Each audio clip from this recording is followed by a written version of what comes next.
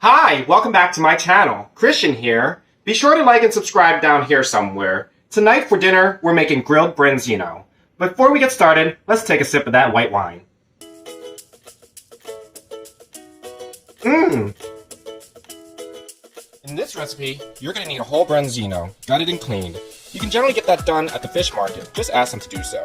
You're also going to need some salt and pepper, 3 or 4 bay leaves, a whole lemon, sliced thin, some fresh herbs such as green onions, fresh thyme, rosemary, some garlic, and of course you're going to need a string or twine for tying. Let's get started, shall we? The great thing about this dish is that it's light and easy to make. It will take about 5 to 7 minutes of grilling on each side. Be sure to have the grill on medium to medium high when you're grilling it. Let me show you how it's done. First thing you want to do is salt the branzino. Just rub it right on top, flip it, same thing again. Be careful, the scales are sharp at the gills. Alright, next what you want to do is you want to take your lemon wedges and just put them in there. And be generous about it. Like that. You then want to take your thyme, rosemary, and some garlic, crushed. Do this.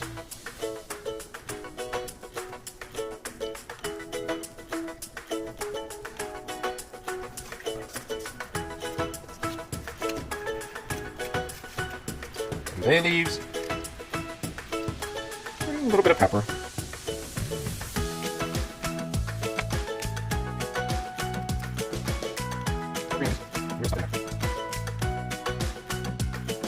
Now that the fish is tied nice and tight, with everything filled inside, we're going to add a little bit more olive oil, right in the center.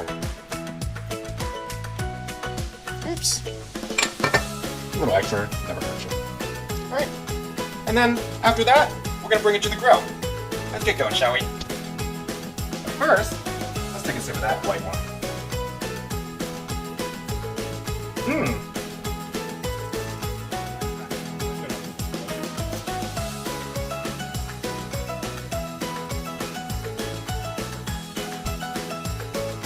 Folks, now that the branzino is fully cooked and off the grill, you want to serve it over either with spinach or a side dish of your preference. I hope you guys enjoyed the recipe tonight, and be sure to like and subscribe somewhere down here. And of course, don't forget to take a sip of that white wine.